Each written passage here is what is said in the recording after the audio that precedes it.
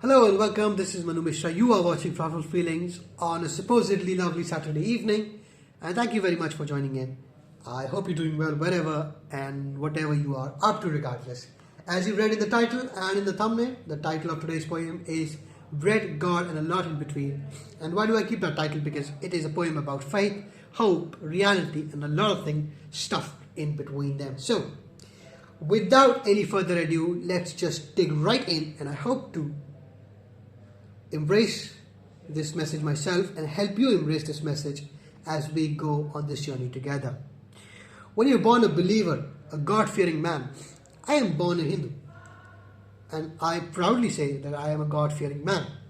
But that does not mean anybody who does not fear God is a terrible person. I just am stating that I was born a God-fearing man, and I do not intend to shy away from that.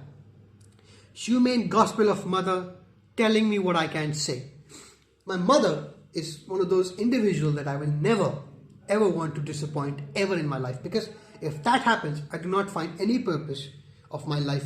And as rash and as just pragmatic as it sounds, it is the truth for me. And individually, the truth can differ from person to person, from individual to individual, from a school of thought to another school of thought. The truth can differ. But for me, humane gospel of mother, the God voice, the things that the God would say to me would forbid me from saying something that I don't want to. Because if I do, I will not be leading the same path ever again. And what I can. And the corridor of school, she used to never pass by. This is an incident from my, or rather a course of incidents from my school life. There was a girl I used to like. She was studying with me, or the class next to me rather, in the same standard but different sections. But this is the pain of separating and finding that I might never see her again until she's settled and doing well in life. Good for her. So just a line of agony. You do not need to dwell right into it. She used to never pass by. Cocoons never blossomed. As I said, I could never confess, and she drifted apart. They never became butterflies. She's fire in her head. I'm a little far behind. As I told you, that she's gone and she's drifted apart, and maybe good for her. May she achieve all she wanted ever in her life. And I'm far, and I'll take some time to catch up, not just to her, but to the social norms of being a successful man. So I think I'll have to make peace with the pain that she's gone forever, and I won't be able to see her until and unless she's well settled, as I said earlier in this poem. I hope to meet her as a man who's worthy and kind. I never feared failures. I feared taxes and death. As I said, she's gone, but it didn't kill my virtue. It did not kill my feelings for her. The feelings of mutual, or rather one-sided admiration. So I hope whenever I see her, she sees the man she married or she loved from other walk of life. She could see a resemblance of that in me. That's my greedy choice, and I do not take that for granted. I do not take it as a given that she will still find the resemblance of kindness or honor or integrity in me. But if it does, and if I'm able to do that, I will consider a certain part of my life to be successful. So I hope to meet her as a man who is worthy and kind. I never fear failures. I never feared failures. I fear taxes and death. Well, I do fear taxes and debt, trust me. The moment I start earning, the government is going to rip me off my money. This is just going to a school of thoughts. Something is just rambling your head and you do not want to just let it go, so you put it on a piece of paper. A secret quite open is a secret well kept. As you know, the secret, the hype, we see everything around us is hyped up. Sometimes things that are very obvious. So that's a satire that a secret are kept open, or secret is a well-kept secret if it's very, very much open in the public perception. When the clown in the circus tickles you and make you soar, the sinking ships are held, and the gospel saves them on the shore. The clown in the circus tickles you and make you soar. This is what governments do to us.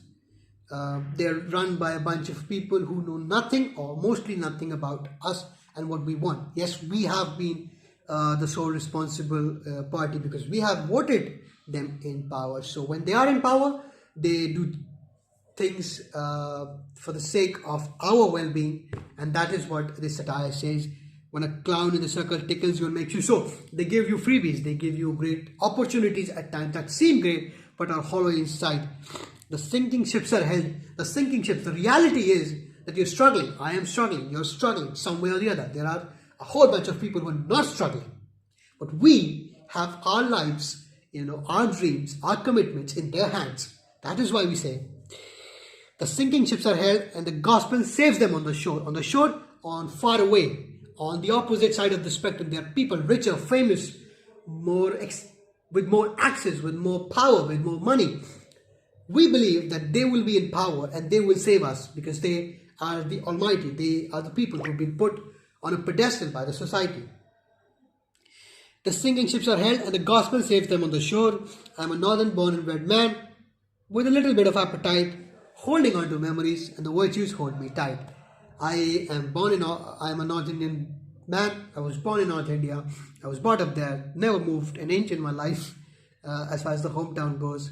Even where I study is not that far, although the Indian Railways does differ. But that's the story for another day. So I'm a northern born and bred man with a little bit of appetite. I do not have high hopes. I do not have extravagant dreams. I do not have a dream of riding an Aston Martin out of my house when I go to work. No, I don't. Maybe. Okay, a Mercedes would do, but you get the point. No, so I do not have those extravagant dreams. I just want to live a life where I'm happy, where I'm content, and when I'm peaceful, and when I'm at peace with the things that are going around me. With a little bit of appetite, holding on to memories, I am out of my hometown, and I'll be here for a while now. Well, a while mean quite a few years, and I will hold on to the memories I've made in my house with my family. And the friends that have drifted apart, the girl was not the only person who drifted apart. My friends have drifted apart, so I'm holding on to those memories. I want to cherish them in my poetry, in my day-to-day well-being, in my day-to-day moments of being content with. And virtues are holding me tight. I do not want to deviate from the path that I've set for myself morally. There will be failures, success, there will be moments of weaknesses, but I do not want to deviate. I do not want to get carried away to indulge into social norms because people do that and I should be doing the same. No, I just want to hold on to my values. I can never slip from cliffs. As I said, I'm not going to slip from cliffs. I know it's a bloodshed out there, and the struggle for survival is probably the worst you can face, but I have made a promise that I will keep going on. The can-do attitude is not going to die, and I'm not going to slip off from the cliffs. I can never shrink the pain. Now this is where it gets to become more human. As I said, I will not give up, but I am no God. I do not look like God. I do not have powers of God. I do not have the influence of God. So I can never shrink the pain. I won't swallow the pride. Now this is, as I say, is a punch back to the societal norms, to the norms that are being jammed down my throat or your throat. I do not want to swallow my pride. I am not Mother Nature, I am not Mother Earth, and you are not the holy rain that I should embrace each and every drop of yours. A few far friends away, snow, sun and thunderstorm, the stages of life, it keeps going on. The best thing about it, it changes. The time changes and the life is not constant, because as they say, the only constant is change. I can count them on fingers. The friends, I do not have many. 1, 2, 3, maybe that's where it ends. And like how fire keeps you warm. So it's pretty obvious that fire keeps you warm. Then it's pretty obvious for me that I have a very few friends I can trust. Compassion and empathy, separating the dust from the gold. Well, I meet a lot of people. You meet a lot of people every single day. Same old people, new people. It's always a mixture of, it's always, that collaboration you feel with every single individual, because you're in a space where you have to be professional. But what separates dust from gold is the compassion and empathy. Do they have the same ability to feel the pain? Do they have the same humane values? Well, yes, then they're worthy to be in your life. If not, they're not at all worth it, regardless of how beautiful they look, or attractive, or handsome, or just simply want to just, make you drool.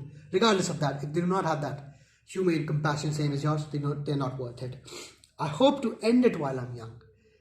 The clock can call me old.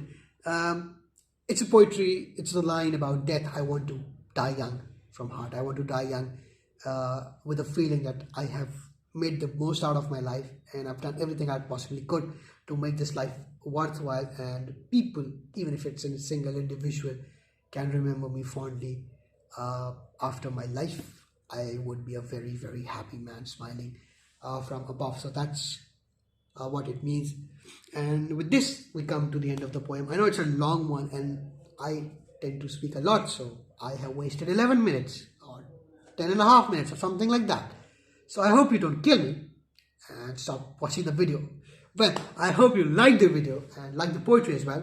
I will put this in the description box. If you want to read more of my work, you can click on the link in the description box. It leads you to Meraki.com, or it's Meraki.com. I'll just leave you the link and you can read my work there. For more such content, you can subscribe, like and share. Let me know in the comment section what did you like and what you didn't. With that being said, take care of yourself, keep smiling, be healthy, and I hope to see you next time with even better days, with even better things going on in your life. So cheers to that.